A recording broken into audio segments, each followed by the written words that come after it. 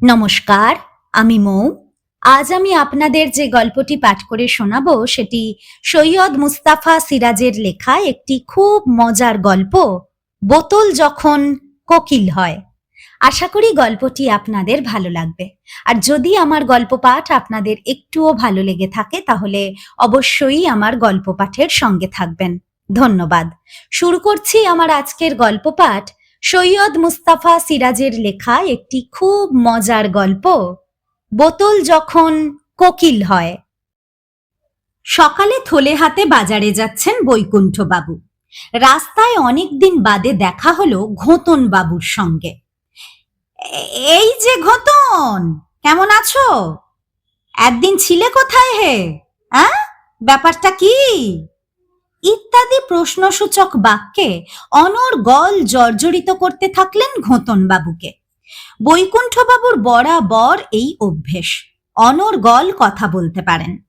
ঘোতন বাবু কিন্তু কোনো কথাই বলছেন না। চাউনিটা ভারী বিমর্ষ, টাক চুলকোচ্ছেন আর চুলকোচ্ছেন এবং মাঝে মাঝে কান খাড়া করে কি শুনছেন। তখন মুখের ভাবটা বিকৃত দেখাচ্ছে। তখন বৈকুণ্ঠবাবু তার পেটে আঙুলের গুঁতো মেরে বললেন, মুখে কি বোবায় ধরলো ঘোতন? কথা বলছো না কেন? সব জিনিসের দাম বেড়েছে বলে বুঝি কথারও দাম বাড়াতে চাইছো? গুঁতো খেয়ে যেন মুখে কথা ফুটলো ঘোতন বাবুর। একটু ম্লান হেসে বললেন, এমন সময় তুমি আমাকে জেরা করছিলে যখন আমার জবাব দেবার উপায়ই ছিল না। এখন যা জিজ্ঞেস করবে করো, বলছি। অবাক হয়ে বৈকুণ্ঠবাবু বললেন, তার মানে? এতক্ষণ তো খালি টাক চুলকোচ্ছিলে ভায়া। ঘোতনবাবু চাপা গলায় বললেন, না, তখনই আমি কোকিলের ডাক শুনছিলুম, বুঝলে? তোমার গুঁতো খেয়ে সে ডাক থামলো। বলো কি? বৈকুণ্ঠবাবু হতভম্ব হয়ে বললেন, এ হেয়ালির অর্থ কি ভায়া? নাকি রসিকতা করছো? তুমি তো কোনোদিনই রসিক লোক ছিলে না। সত্যি বলছি বৈকুণ্ঠ, কোকিলের ডাক শুনছিলুম। ঘোতনবাবু গম্ভীর মুখে বললেন, সেই কলেজ স্ট্রিটের মোড় থেকে ডাকতে শুরু করেছে, এই বৈঠকখানায় এসে তবে থামলো। তাও ভাগ্যিস তুমি গুঁতো মারলে তাই, নইলে মৌলালির মোড় অবধি সমানে ডাক চালিয়ে যেত। বৈকুণ্ঠ আকাশ থেকে পড়তে পড়তে বললেন, কোকিল? কার কোকিল? কিসের কোকিল? কোথায় কোকিল? কোন কোকিল? এবার ঘোতনবাবু বৈকুণ্ঠবাবুর একটা হাত ধরে টানলেন। সে এক ইতিহাস ভাই বৈকুণ্ঠ, একটু নিরিবিলিতে এসো, সংক্ষেপে মোটামুটি বলছি। বাজার করে নিয়ে গেলে রান্না হবে এবং তাই খেয়ে বৈকুণ্ঠ আপিস যাবেন, অতএব তাড়া ছিল। কিন্তু ঘোতনের মতো রাশভারী মানুষ কোকিল টোকিল নিয়ে রসিকতা করবেন, এও অসম্ভব। নিশ্চয়ই গুরুতর এবং রহস্যময় কিছু ঘটেছে। তাই বৈকুণ্ঠ আর চোখে হাতের ঘড়িতে সময় দেখে নিয়ে একটু নিরিবিলিতে গেলেন ওর সঙ্গে। তারপর ঘোতনবাবু যা বললেন তা শুনে তো আঁতকে উঠলেন। ব্যাপারটা হয়েছে এই, ইদানিং ঘোতন ধর্মে কর্মে মন দিয়েছিলেন। ওর সেকেন্ড হ্যান্ড শিশি বোতলের ব্যবসাটা পৈতৃক। সে ব্যবসাতে হঠাৎ একগুচ্ছর লোকসান খেয়ে সামলে উঠতে তিনি পারেননি। মনের দুঃখে কিছুদিন নানান তীর্থে দেবদর্শনে ঘুরে বেড়াচ্ছিলেন। একদিন দক্ষিণ ভারতে এক তীর্থে পুকুরের ঘাটে তিনি শুয়ে আছেন। ঠিক সেই সময় স্বপ্নে দেখলেন জটা জুটধারী প্রকাণ্ড চেহারার এক সাধু এসে তাকে একটা বোতল দিয়ে বললেন, এইটে নিয়ে বাড়ি চলে যা। ঘুম ভেঙে ঘোতন কিছুক্ষণ ফ্যালফ্যাল করে তাকিয়ে রইলেন। একেবারে দুপুর বেলা, মন্দিরের ছায়া ঘাটে এসে পড়েছে। সে ঘাটের ধাপে ঠান্ডা ছায়ায় তিনি ক্লান্ত হয়ে শুয়ে পড়েছিলেন। তারপর তার চোখে পড়ল পায়ের কাছে নিচের ধাপে একটা বোতল গড়াতে গড়াতে জলের দিকে যাচ্ছে। অমনি হাত বাড়িয়ে সেটাকে তিনি ধরে ফেললেন। কালো কুচকুচে লম্বা বোতল, খালি। শুঁকে দেখলেন ভেতরে কেমন একটা মিঠে গন্ধ। মনের জ্বালা জুড়িয়ে গেল। বারবার তিনি শুঁকলেন। শুঁকে আর আশ মেটে না, এমনই তার অবস্থা। কিন্তু হায়, তখন যদি তিনি জানতেন এই বোতলই তাঁর কাল হবে! সাধু দুষ্টুমি করে কি বিপদেই না তাকে ফেলে দিয়েছেন। বোতলটা পকেটস্থ করে মহানন্দে চলেছেন ঘোতন।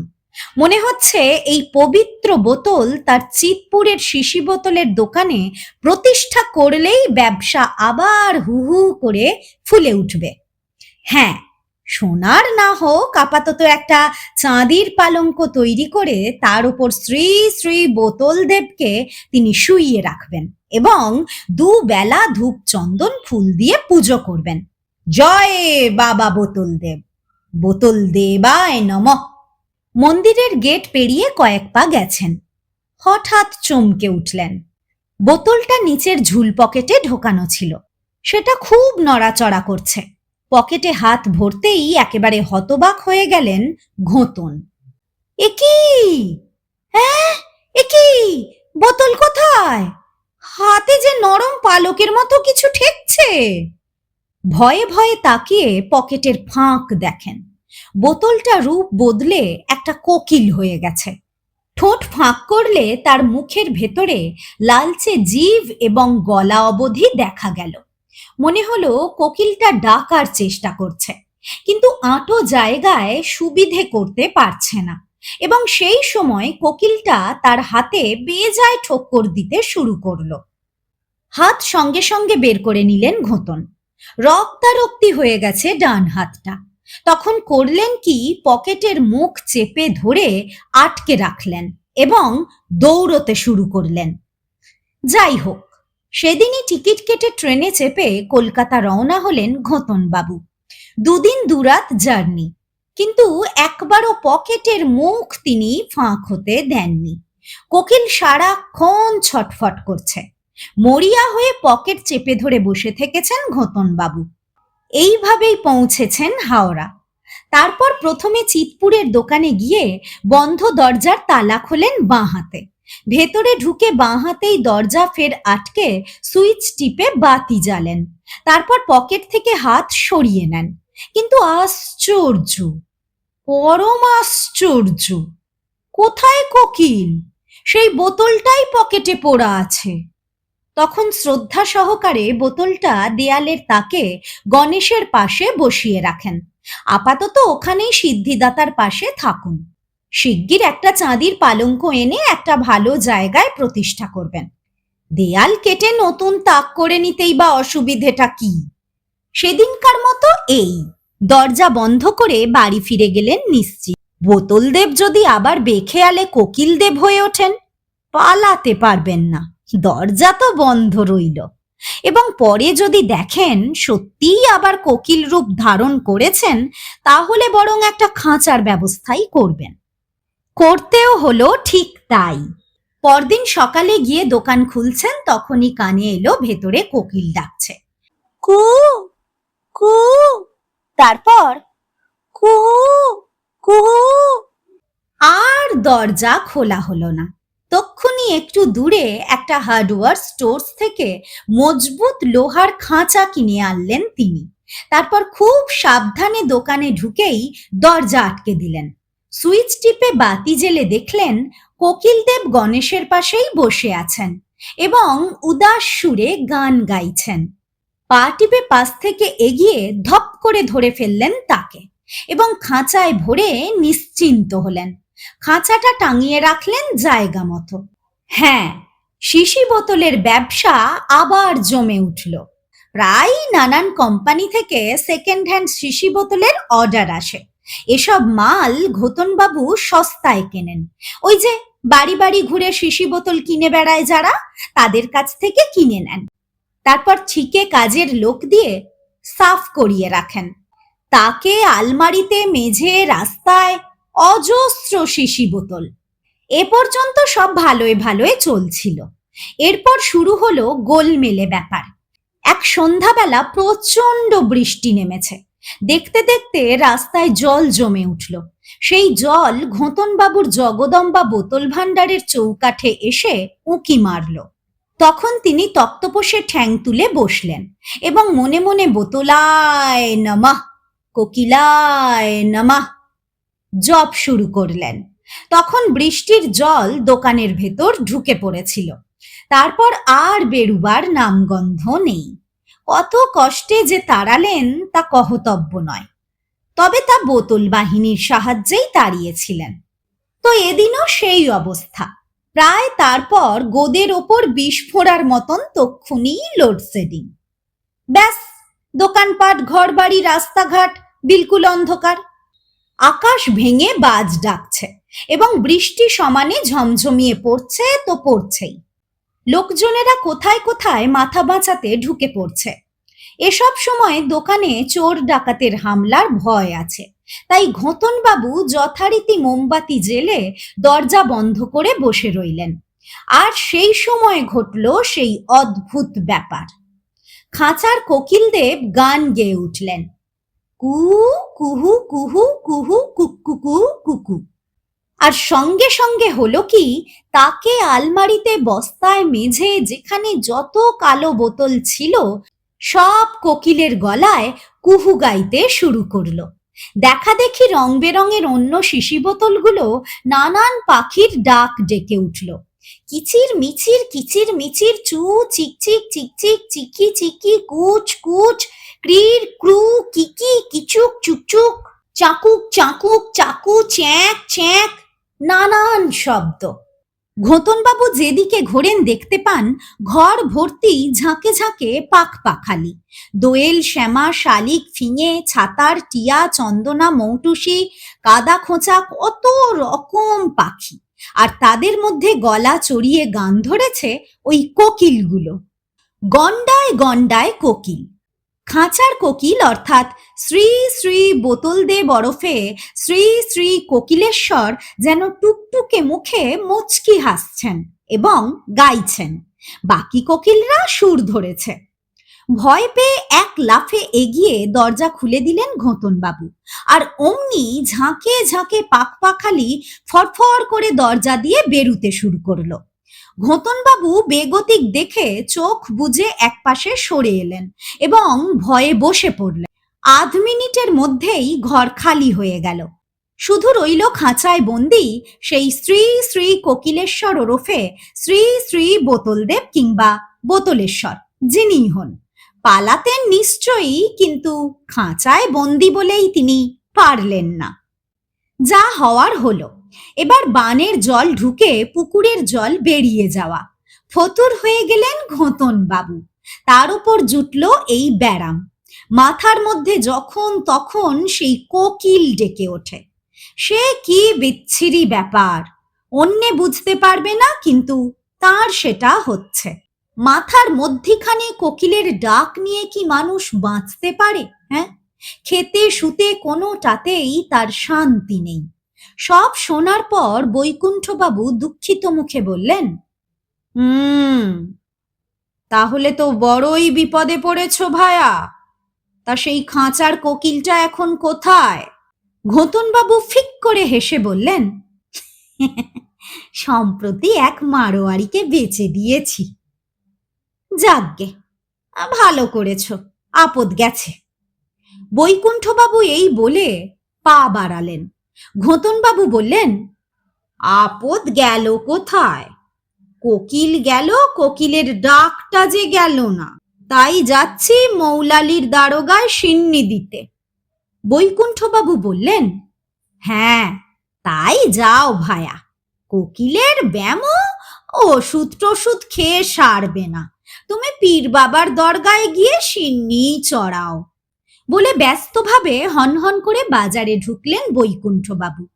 অন্যদিনে দরাদরি করে খুব জমিয়ে বাজার করেন।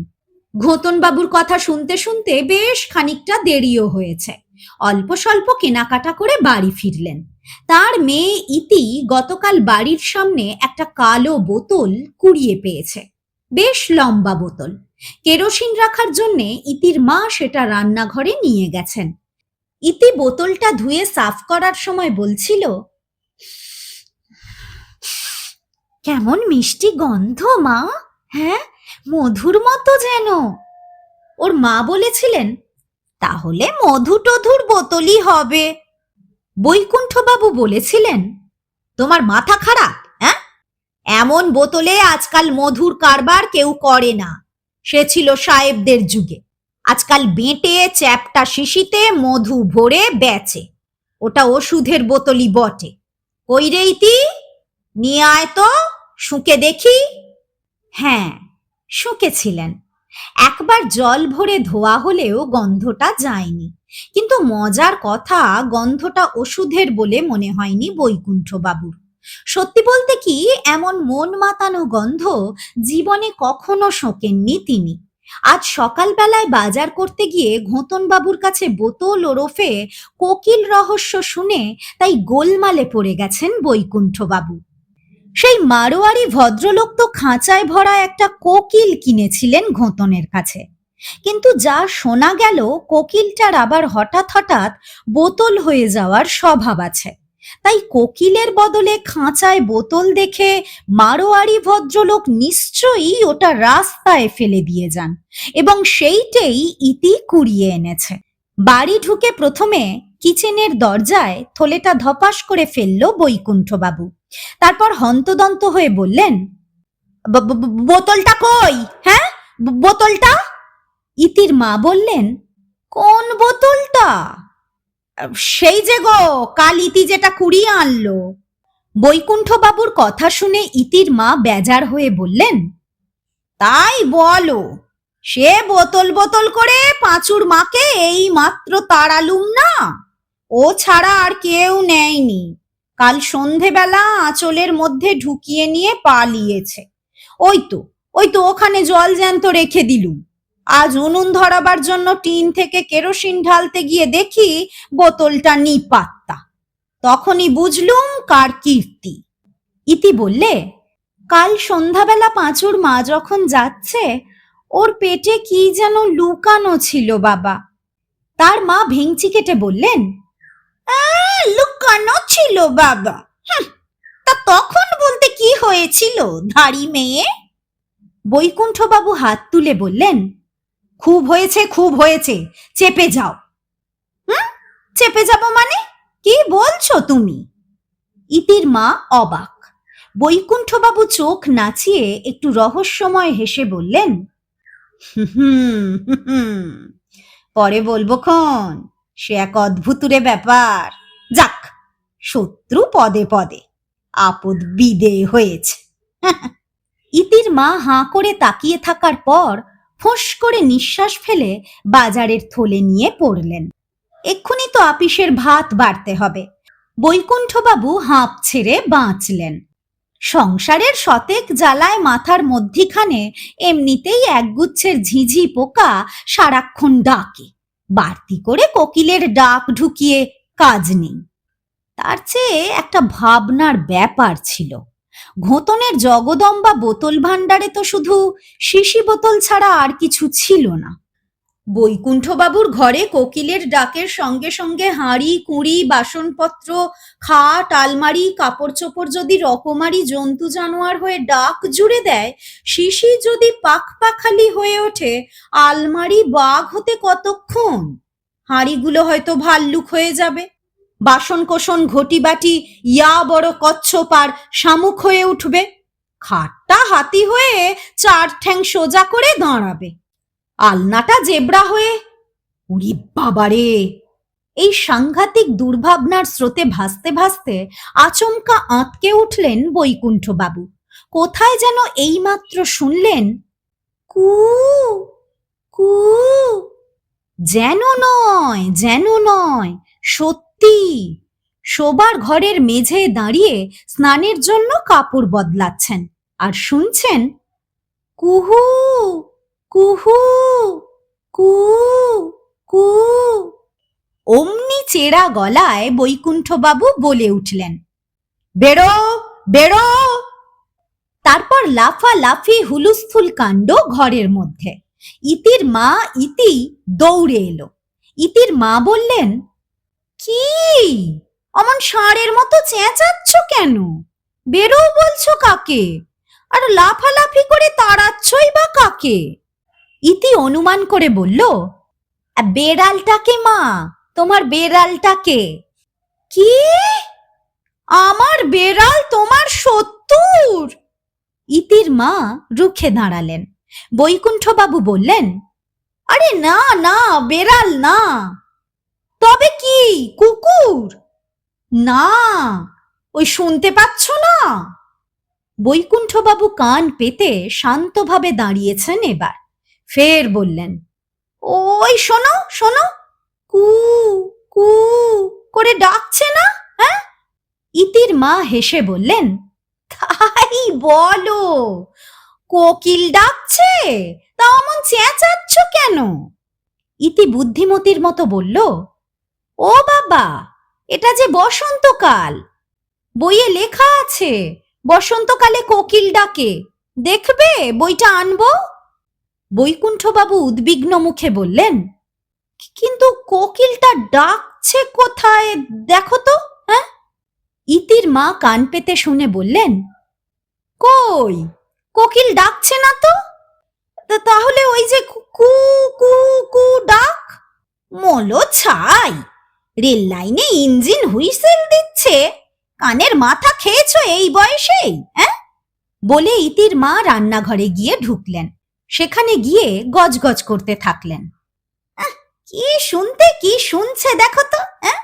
এরপর কবে কি দেখতে কি দেখে হুলুস্থুল বাঁধাবে। এরই মধ্যে বাহাতুড়ে ধরে গেল মানুষটাকে। ওহ, হ্যাঁ তাই বটে। জানলার কাছে গিয়ে দাঁড়ালেন বৈকুণ্ঠবাবু।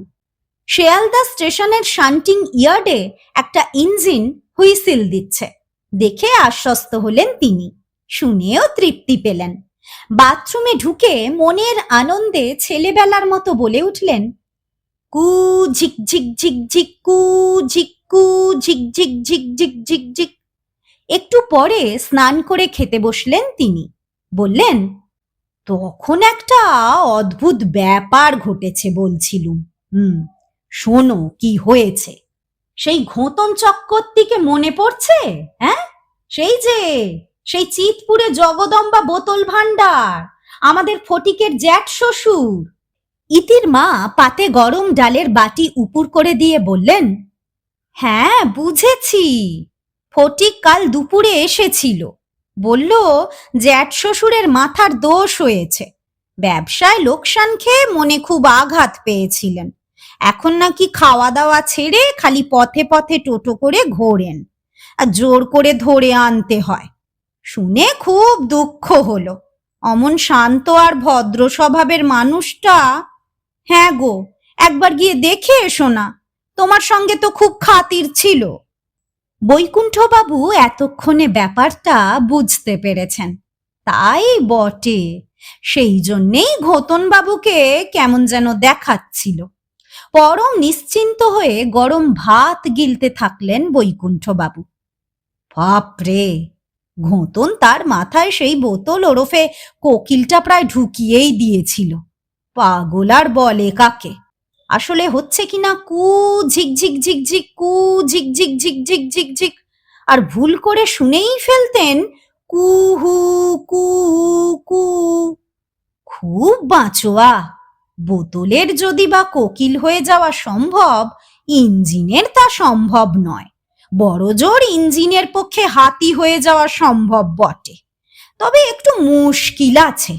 বৈকুণ্ঠবাবু আনমনে ভাতের গ্রাস মুখে দিয়ে ভাবছিলেন, কোকিল মাথায় ঢুকলে মোটামুটি একটা জায়গা পেয়ে যাবে, কিন্তু হাতি, ওরে বাবা, মাথায় হাতি ঢুকে পড়লে সে এক কঠিন ব্যাপার। অত জায়গা কোথায়? বৈকুণ্ঠবাবু দুরু দুরু বুকে পাত থেকে উঠে পড়লেন। বললেন, ইতি, পুবের জানলাগুলো ভালো করে আটকে দে তো মা, খালি দিন রাত্রির কু ঝিকঝিক আর কু ঝিকঝিক।